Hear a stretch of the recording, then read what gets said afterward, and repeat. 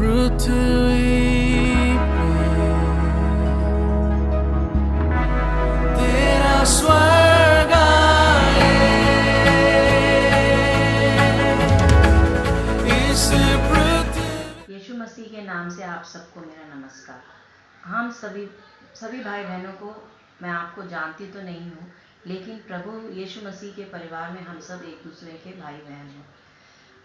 आज इस समय लॉकडाउन के समय चारों तरफ लोग एक दूसरे के सबके मन में एक तरह का एक डर है कि आज क्या होगा, आज की न्यूज़ में क्या आएगा, कल क्या होगा, कल क्या होने वाला है, लॉकडाउन बढ़ेगा या नहीं।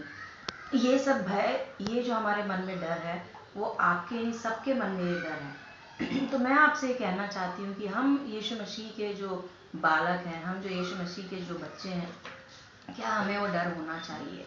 नहीं, क्योंकि यहाँ पे मैं एक बाइबल का वचन पढ़ना चाहती हूँ। यशायाह की पुस्तिका में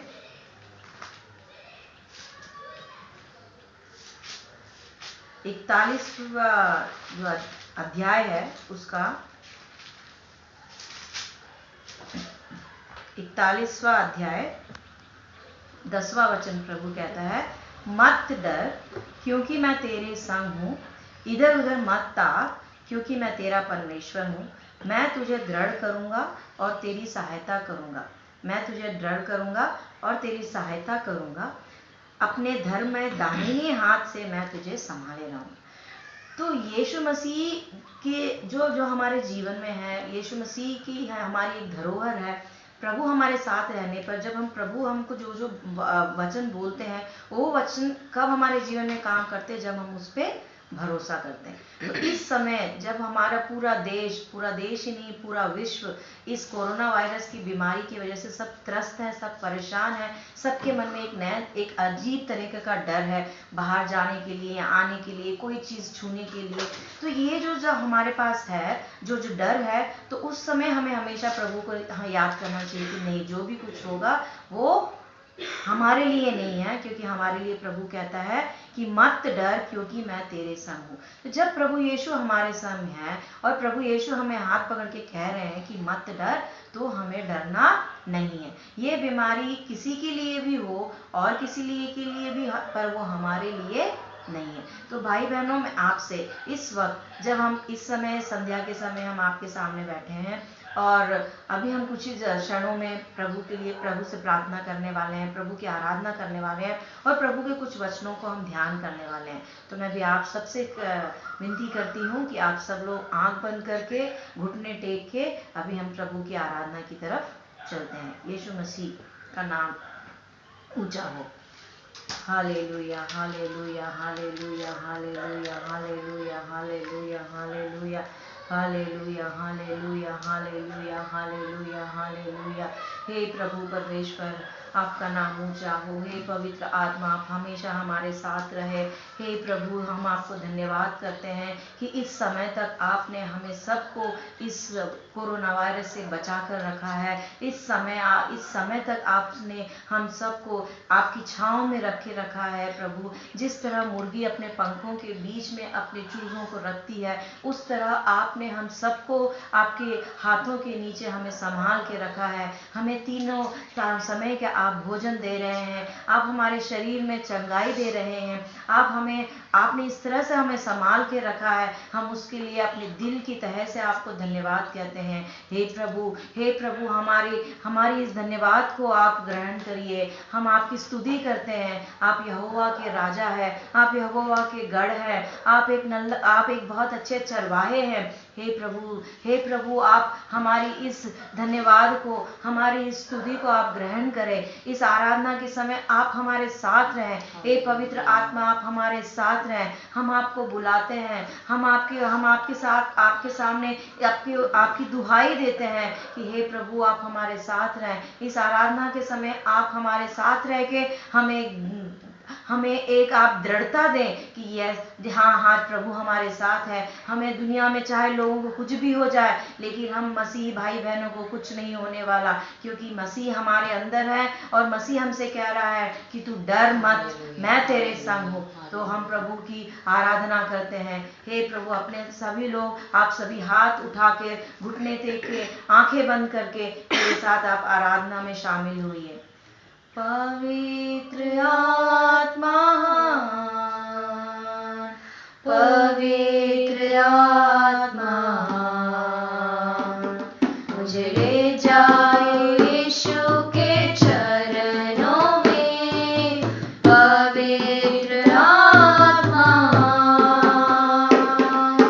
पवित्र आत्मा, पवित्र आत्मा, मुझे ले जाए यीशु के चरणों में। पवित्र आत्मा, यीशु तेरे लिए, सिर्फ तेरे लिए, यीशु तेरे लिए, सिर्फ तेरे लिए, यीशु तेरे लिए, सिर्फ तेरे लिए, मैं हाथ उठाता हूँ, घुटने टिकाकर, सर झुकाकर, हाथ उठाता हूँ तेरे लिए। घुटने टिकाकर, सर झुकाकर, हाथ उठाता हूँ तेरे लिए। तेरे लिए, यीशु तेरे लिए, सिर्फ तेरे लिए, यीशु तेरे लिए, सिर्फ तेरे लिए, यीशु तेरे लिए, मैं हाथ उठाता हूँ। पवित्र आत्मा, पवित्र आत्मा, मुझे ले जाओ यीशु के चरणों में। पवित्र आत्मा, हालेलुया, हालेलुया। हे पवित्र आत्मा, हम आपको बुलाते हैं, आप हमें यीशु के चरणों में लेके जाए। हमारी ये आराधना, हमारी ये स्तुति आपके चरणों में, आप इसको स्वीकार करिए। हे प्रभु, हम आपको धन्यवाद देते हैं। हे परम पिता, हम आपको धन्यवाद देते हैं। हे पवित्र आत्मा, हम आपको धन्यवाद देते हैं। इस समय का जो आपने हमें, इस आराधना करने का आपने हमें जो समय दिया है, आप हमारे जो साथ हैं, हम आपको धन्यवाद करते हैं प्रभु। हे प्रभु, आप हमारे साथ रहें, आप हमें इस आराधना में हमें अगुवाई करें। हे प्रभु, hallelujah, hallelujah, hallelujah, hallelujah, hallelujah, hallelujah. हे प्रभु, हम आपको धन्यवाद करते हैं। हे प्रभु, आप हमारे साथ रहें। हम अब अभी आपके साथ कुछ प्रभु यीशु के नाम का गाना गाएंगे, और गाते हुए आखिरी गाने में हम प्रभु की आंख बंद कर आराधना करेंगे। तो पहला गाना हम गाते हैं, सेनाओं का यहोवा। सेनाओं का यहोवा हमारे संग संग है, याकूब का परमेश्वर हमारा ऊंचा गढ़ है। सेनाओं का यहोवा हमारे संग संग है, याकूब का परमेश्वर हमारा ऊंचा गढ़ है। जिसने आकाश बनाया, जिसने पृथ्वी बनाई, जिसने आकाश बनाया, जिसने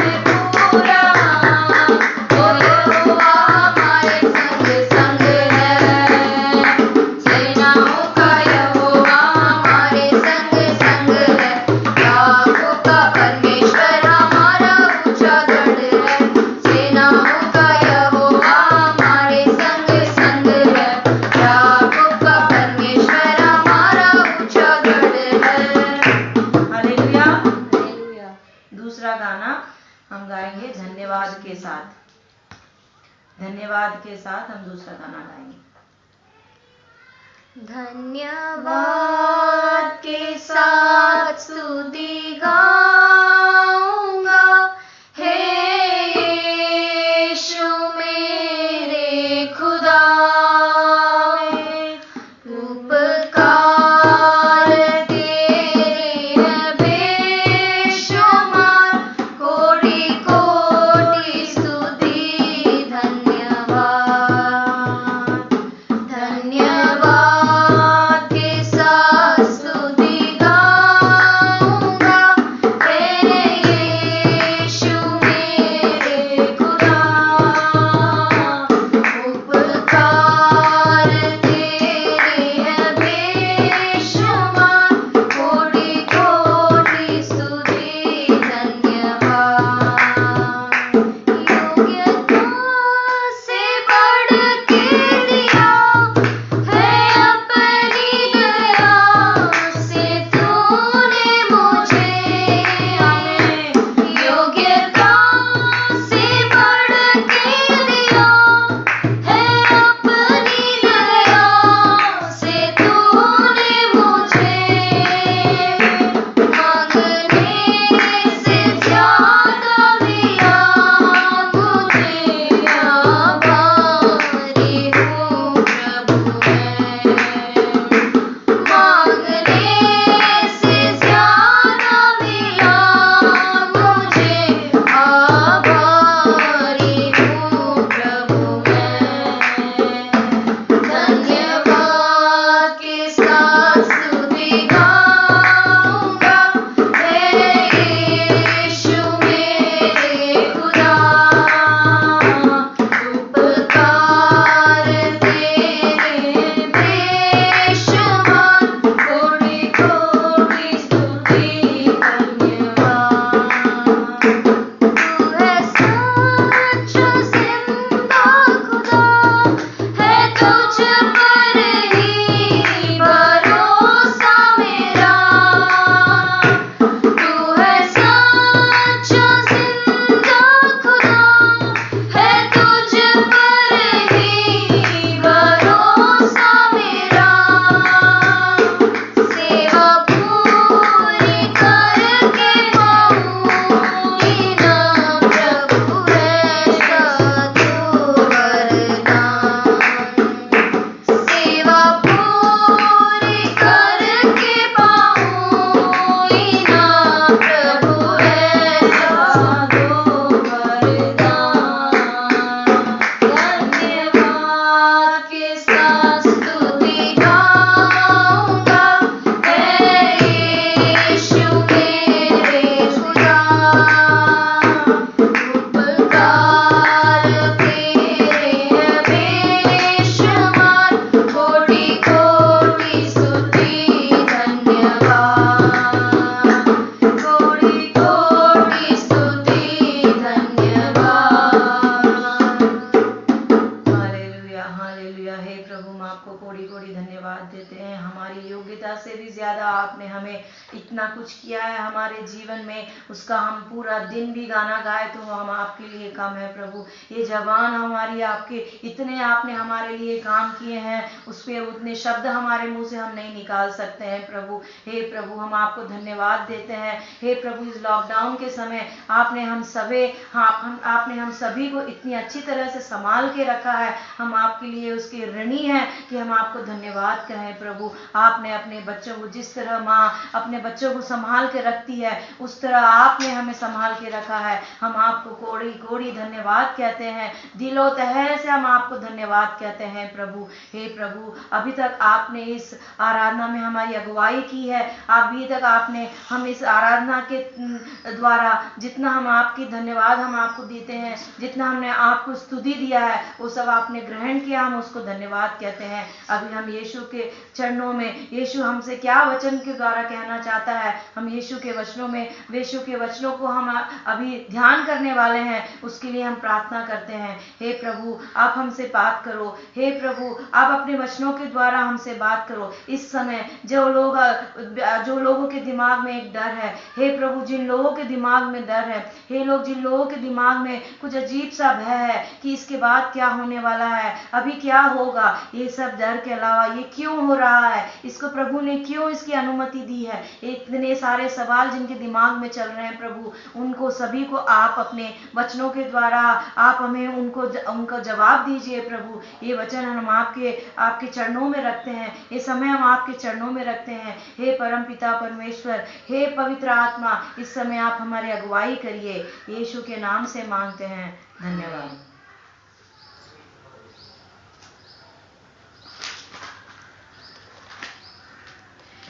इफिसियों की पुस्तक 4 अध्याय और 17वां वचन।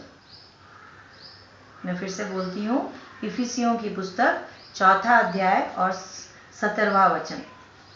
इसलिए मैं यह कहता हूँ और प्रभु में आग्रह करता हूँ कि जैसे अन्य जाति लोग अपने मन की अनर्थ रीति पर चलते हैं, तुम अब से फिर ऐसे ना चलो।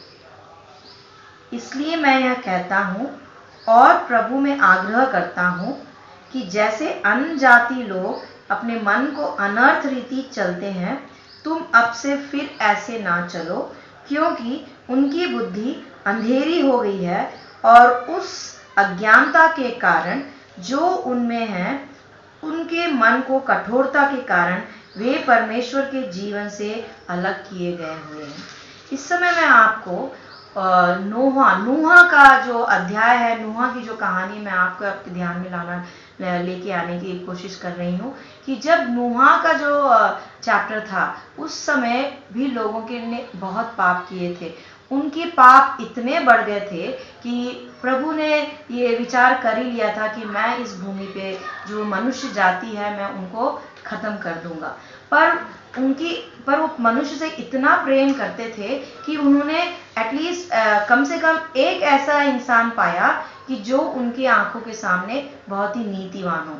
तो उन्होंने नूहा को सेलेक्ट किया और कहा, और जो उन्होंने नूहा को कहा, नूहा ने वो पूरा काम जैसे प्रभु ने किया वैसे करके नूहा को और उसके परिवार के साथ प्रभु ने उन दिनों 40 दिन और रात बारिश में आके पानी से लोगों को क्या किया, सारे लोगों का नाश किया। लेकिन उन्होंने नूहा के परिवार को बचा के उन्होंने जो मानव जाति जो बनाई थी उसका उन्होंने पूरी तरह से नामो निशान ना मिटा के उसके नूहा के क्या कहते हैं परिवार के द्वारा उन्होंने जो मनुष्य की जाति को उन्होंने बढ़ने के लिए एक नया क्या दिया, चांस दिया। इस समय भी जब हम देख रहे हैं कि हमारे तरफ चारों तरफ जो सारी परेशानियां हैं, जो कोरोना वायरस है, उससे हमको क्या पता चलता है कि इस तरह से क्यों प्रभु ने किस लिए इसको अनुमति दी होगी। तो जब जैसे ये प्रश्न जब हमारे दिमाग में आता है तो उसका नेक्स्ट एक और सेंटेंस, एक और विचार हमारे दिमाग में आ जाता है कि जरूर मनुष्य जाति का जो पाप है वो बढ़ते जा रहा है। या अगर आप ध्यान देंगे जो बाइबल में है, प्रकाशित वाक्य जो लास्ट चैप्टर रेवलेशन का प्रकाशित वाक्यों में आप देखेंगे कि उसमें प्रभु ने कितने चिन्ह दिए हैं कि मैं जब आऊंगा, मेरे आने के पहले इस भूमि पे इस तरह के कार्य होने वाले हैं, इस तरह का काम होने वाला है। तो प्रभु का जो वचन है, प्रभु ने जो इस पवित्र पुस्तक बाइबल में लिखा है वो कभी झूठा नहीं होगा। और जो प्रकाशित वाक्य में जितने भी वचन हैं, जो उन्होंने बोला है कि मेरे आने के पहले ये सब होने वाला है, तो वो जरूर होगा। तो ये जब सारे चिन्ह हैं वो हो रहे हैं, ये जो महामारी आ रही है ये प्रभु ने ही अनुमति दी है, क्योंकि प्रभु बहुत जल्दी हमारे सामने आने वाला है। हालेलुया। सो जब प्रभु आने वाला है इधर, तो हम प्रभु को लेने के लिए क्या हम तैयार हैं? इस समय हमें ये सोचना है। अभी ये जो लॉकडाउन का जो टाइम है, हम मसीह लोग उसको बहुत अच्छी तरह से इस्तेमाल कर सकते हैं। हम बहुत अच्छी तरह से इसको इस्तेमाल कर सकते हैं। किस तरह से पवित्र आत्मा आपको लीड करती है, किस तरह से पवित्र आत्मा आपकी अगुवाई करती है, उसके द्वारा अगर आप चाहें तो आप बहुत सारा समय अपने पवित्र बाइबल में आप उसको क्या कर सकते हैं, उसको निकाल सकते हैं। आप वचन सुन सकते हैं। आप कितने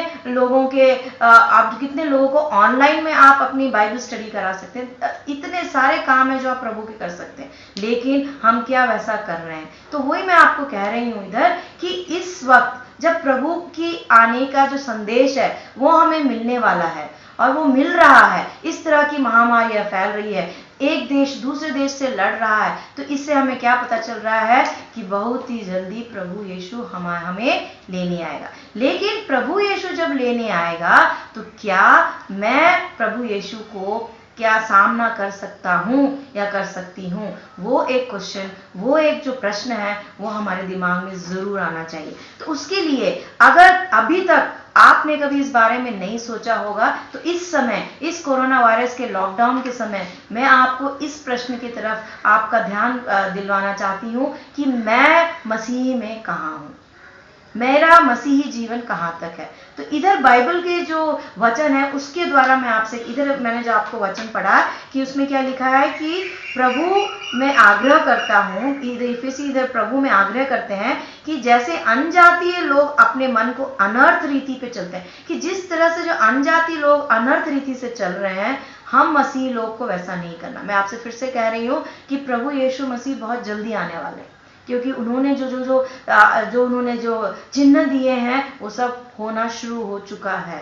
तो हमें अपना ये जीवन है, हमको प्रभु ने मसीह जीवन क्यों दिया? क्योंकि हम प्रभु के चुने हुए लोग हैं, और हम चुने हुए लोग हैं, प्रभु हमको यहाँ छोड़ना नहीं चाहता। लेकिन हमारे जो कार्य हैं, हमारी जो कर्म है, उसके द्वारा हम प्रभु यीशु के साथ जाएंगे या नहीं, ये एक बहुत बड़ा प्रश्न हमारे सामने है। तो हमारा मसीही जीवन कैसा है, यहाँ पे हम ध्यान देंगे। तो वो कहता है अन्य जातियों की तरफ, अन्य जनजातियों, जाति के लोग जैसे हम बिल्कुल ना रहे, क्योंकि हम प्रभु के चुने हुए लोग हैं, हम लोग मसीही हैं। हमें अपने मन को कठोरता में नहीं लाना है। अभी जैसे हैं, अभी मैं कुछ बच्चों को ऐसे बोलती हूँ कि देखो बच्चों, आप ये काम मत करो, आप ये काम करने से ये गलत है, आप ज़्यादा टाइम मोबाइल में मत रहो, आप ज़्यादा टाइम अपने फ्रेंड से बात मत करो। तो कुछ बच्चे क्या है, वो अपने माँ बाप का कहना सुनते हैं, ओके ठीक है कि मैं ये बात नहीं करूँगा। लेकिन कुछ बच्चे अपने मन का क्या करते हैं, मन को कठोर कर लेते हैं। आप जितना भी बोलेंगे आप बोलिए, मैं मोबाइल में अपना टाइम स्पेंड करूँगा, मैं मोबाइल में अपने फ्रेंड से ज़्यादा देर तक बात करूँ। तो इस तरह से प्रभु हमें वचन के द्वारा कहता है तुम अपना मन कठोर मत करो। किसके लिए? जो अन्य जाति लोग, वो कह रहा है कि अनीति से जा रहे हैं, उनकी बुद्धि अंधेरी हो गई है। तो इस समय जब प्रभु हमारे बहुत ही निकट आने वाले हैं, ऑलमोस्ट आ चुके हैं, तो उस समय हम अपना मन, इस समय भी अगर हम कठोर करेंगे, इस समय भी हम कठोर करेंगे, तो हमारा क्या होने वाला है वो ऊपर वाला ही जानता है। तो जब हम लोग कहते हैं कि हाँ मैं एक मसीही हूँ, मसीही हूँ मतलब मेरे अंदर मसीह है। अगर मेरे अंदर मसीह है तो क्या मैं मसीह जैसा हूँ? क्या मैं मसीह जैसा काम कर रहा हूँ? वो कौन से काम है हम पढ़ेंगे। 20वां वचन कहता है, 21वां वचन, तुमने सचमुच उसी को सुनो और जैसे यीशु में सत्य है उसी में सिखाए भी गए हैं कि तुम पिछले चाल चलन के पुराने मनुष्यत्व को जो भरमाने वाली अभिलाषाओं के अनुसार भ्रष्ट होता जाता है उतार डालो। तो तुम क्या करो, जो तुम्हारा पुराना, जो तुम्हारे मसीह के पहले से जो तुम्हारा क्या कहते हैं, तुम्हारा जो नेचर था, तुम जैसे थे कि हाँ मैं एकदम गुस्से को नहीं कंट्रोल कर पाता हूँ, और जैसे मुंह फट में गालियाँ बड़ बोलने लगता हूँ, और झूठ बोलने की तो मुझे इतनी आदत है कि मुंह खोलता हूँ वैसे झूठ आता है। सो इस तरह से अगर हम बोलेंगे कि भाई आप मसीह हैं, आपको झूठ नहीं बोलना चाहिए, तो यार नहीं होता, मुझसे नहीं होता, मैं झूठ नहीं कंट्रोल कर पाता, मेरे से गुस्सा कंट्रोल नहीं होता। लेकिन इधर वचन क्या कह रहा है कि तुम्हें पिछले चाल चलन के पुराने जो मनुष्यत्व को है, उन अभिलाषाओं के अनुसार भ्रष्ट हो जाता है, उसे तुम्हें उतार डालो। अभी भी आपको प्रभु इन वचनों के द्वारा आपको एक तरह से वार्निंग दे रहा है, एक तरह से चेतावनी दे रहा है कि तुम्हारे जो पुराने कार्य हैं, जो तुम्हें मसीह से दूर लेके जा रहे हैं, इस लॉकडाउन के समय में भी आप अपने आप के इंट्रोस्पेक्शन कर सकते हो, अपने बारे में सोच सकते हो कि मैं मसीह के जीवन में कैसा हूँ, क्या मुझ में मसीह के गुण हैं। इसमें भी बोल रहा है 25वां वचन, झूठ बोलना छोड़कर हर एक अपने पड़ोसी से सच बोलें, क्योंकि हम आपस में एक दूसरे की अंग है। तो अंग है वो क्या कर रहा है, क्रोध तो करो पर पाप मत करो। सूर्य के अस्त होने तक तुम्हारा क्रोध ना रहे और ना शैतान को अवसर दो। यस, तो यहाँ एक बहुत अच्छी बात है कि हम जो मसीह अपना काम करते हैं, हमारी जो क्रियाएं हैं, हमारे जो कर्म हैं, वो मसीह जैसे हैं या नहीं। मैं आपको पहले बोल चुकी हूँ कि आप ऐसा आर्ग्यू नहीं कर सकते, आप इस तरह से आप बोल नहीं सकते कि यार मुझसे होता ही नहीं है। क्यों नहीं हो रहा, क्यों नहीं हो रहा? अगर आप अपनी कमजोरियों को प्रभु यीशु के सामने घुटने टेक के अपनाएंगे कि हे प्रभु, मैं झूठ बोलना नहीं चाहता, मेरा जो पुराना जो चाल चलन है वो मैं भूलना चाहता हूँ, मैं आपके अंदर एक नई आत्मा बनना चाहता हूँ, आप मुझे उसमें अगुवाई करें, आप मुझे सहायता दे। मेरा शरीर एक कमजोर शरीर है, मेरी आत्मा एक कमजोर है, हे पवित्र आत्मा आप मुझे बल दीजिए। तो इस तरह से अगर आप घुटने टेक के प्रभु से आशीष मांगेंगे, प्रभु से आप अपनी मदद मांगेंगे, तो अगर आप एक पांव आगे बढ़ाएंगे तो प्रभु 10 पांव आगे बढ़ के आपका हाथ उठाएगा। हालेलुया, प्रभु यीशु की महिमा हो। तो इसमें प्रभु कहता है कि तुम इस तरह के कार्य मत करो, तुम शैतान को अवसर मत दो। ऐसा देखो काम होता है जैसे अगर हमारे जीवन में it is an everyday life issues, हम हर दिनचर्या का काम है कि हम बहुत गुस्सा कर लेते हैं, गुस्सा आने से हम मारने लगते हैं, चीजों को फेंकने लगते हैं, एक दूसरे के हम लोग बुरी बातें बोलने लगते हैं। मतलब हमारे दिल में क्या है? प्यार है? नहीं। अगर प्यार है, और प्यार का दूसरा नाम क्या है? ईश्वर। तो अगर आपके दिल में प्यार है, अगर आपके दिल में प्रभु यीशु है, तो गुस्सा आएगा, लेकिन उसका एक लिमिट है, उसकी एक क्या कहते हैं कि इसके आगे मैं नहीं जाऊंगा, बस हो गया भाई, ठीक है, चलो आगे बढ़ते हैं। प्रभु हमें प्रेम करना सिखाता है, प्रेम ही ईश्वर है और ईश्वर ही प्रेम है। जब हमारे दिल में प्रेम हो तो अपने आप ही हमारे अंदर, इसमें ये पूरा अगर आप अध्याय पढ़ेंगे तो इसमें बहुत, अभी टाइम कम होने के कारण मैं इतना आपको नहीं बता पाती। मतलब वो कहते हैं कि परमेश्वर के पवित्र आत्मा को शोकित ना करो। 30वां वचन कहता है कि परमेश्वर के पवित्र आत्मा को अपने कार्यों के कारण शोकित मत करो। मतलब हमारे जो कार्य है, प्रभु की आंखें हमारे ऊपर पूरे 24 घंटे हैं, हम क्या कर रहे हैं, करना ही छोड़ो, हम क्या सोचते हैं, एवरीथिंग, हर चीज प्रभु जानता है। तो हमारा जो सोच है, हमारे जो कर्म है, हमारा जो चाल चलन है, उसके कारण हमें पवित्र आत्मा को दुख नहीं देना चाहिए। मेरे प्यारे भाई बहनों, इस समय आपसे प्रभु यही कहना चाहता है कि आप अपने आप को बदलो। इस दुनिया में इतना पाप बढ़ रहा है और इस पाप के लिए, पाप बढ़ने के कई कारण हैं और सबसे बड़ा कारण है मास मीडिया। ये जो मीडिया है, जो नेटवर्क है, जो मोबाइल है, इसकी वजह से छोटे छोटे बच्चों से लेके बड़े बड़े बुजुर्गों तक पाप में वो लोग पड़ चुके हैं। तो जिस तरह से दुनिया में पाप बढ़ रहा है, उस समय हमें अपने आप को मसीह में बचा के रखना है। और हम मसीह में अपने आप को कब बचा सकते हैं? जब मसीह हमारे साथ है। और कब हमारे साथ मसीह रहेगा? जब मैं सच्चा रहूंगा, जब मैं पवित्र रहूंगा। जब मैं सच्चा रहूंगा, जब मैं पवित्र रहूंगा। कि अगर मैं पवित्र नहीं हूं तो प्रभु हमारे साथ कभी नहीं रहेगा। अगर आप सच में प्रभु यीशु के साथ रहना चाहते हैं, उसकी आप मदद लेना चाहते हैं, उसके अंदर आप अपने आप को बलवंत करना चाहते हैं, तो आपको अपने सारे बुरे काम जो मसीह को दुख देते हैं, चाहे वो छोटा से छोटा झूठ ना हो। आप ये नहीं कह सकते मैं चाकू लेके मैंने किसी का मर्डर नहीं किया, मैं कोई पापी नहीं हूं। नो, इस तरह का नहीं मैं कह रही। छोटी बात, एक छोटी सी बात, गुस्सा करना और आप कह रहे हैं झूठ बोलना और प्रार्थना नहीं करना, बाइबल नहीं पढ़ना, अपने आप को दुनिया में ही लगे रहना। जो आदमी दुनिया से प्यार करता है वो प्रभु को प्यार नहीं कर सकता। और जो आदमी प्रभु से प्यार करता है वो दुनिया को प्यार नहीं कर सकता। ये जो बात अगर आप दिमाग में रखेंगे तो कभी मसीह से दूर नहीं होंगे, और मसीह अगर आपके साथ है तो आपकी हर कमजोरी में वो आपको जरूर साथ देगा, वो आपको बलवंत करेगा। इस दुनिया में यीशु मसीह पापी के लिए ही आया है, पापी लोगों के लिए ही यीशु मसीह आया है। तो आपको नहीं, मैं तो अभी अगर सच में ये वचन आपके दिमाग में काम कर रहा है तो आप सोच सकते हैं कि हे प्रभु, मैं तो इतना बुरा इंसान हूँ, मैं मसीह हूँ, मैं रोज बाइबल पढ़ता हूँ लेकिन मैं रोज झूठ बोलता हूँ, मैं रोज बाइबल पढ़ता हूँ लेकिन मैं रोज क्रोध करता हूँ, मैं रोज बाइबल पढ़ता हूँ, मैं रोज प्रार्थना करता हूँ लेकिन मैं मसीह जैसा बोलता वैसा नहीं करता हूँ। इट इज जस्ट मैं नाम के लिए एक मसीह हूँ। अगर आप में अगर वो बात आ गई है, अगर आपकी आत्मा से पवित्र आत्मा बात कर रही है, तो आप जरूर क्या कर सकते हैं, मसीह की मदद ले सकते हैं। मसीह की मदद लेने के समय आपको जो भी कोई काम हो, आप हमेशा उसमें आपको क्या मिलेगी, एक जीत मिलेगी, क्योंकि यीशु की जो प्रार्थना ही जीत है। अगर हमें अपने लाइफ में, अगर हमारे जीवन में सबसे हमारा एक ही वो होना चाहिए निशाना कि मेरे साथ यीशु मसीह रहे, मैं यीशु मसीह को ना छोड़ूं। और वह यीशु मसीह मेरे साथ कब रहेंगे, जब मैं उनके साथ रहूंगा, उनके साथ रहूंगी।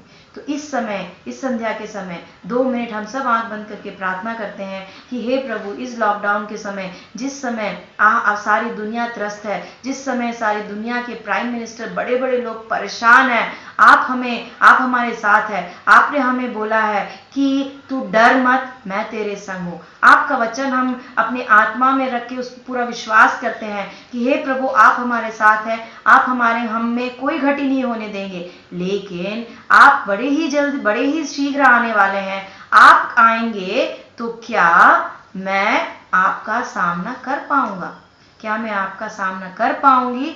उसके लिए जो जो मुझ में कमियां हैं, आप वो सब मुझे दूर करके आप मुझे बलवंत करिए, आपके कार्य में मुझे बलवंत करिए। तो हम सब अभी आंखें बंद करके प्रार्थना करेंगे। Hallelujah, hallelujah, hallelujah, hallelujah.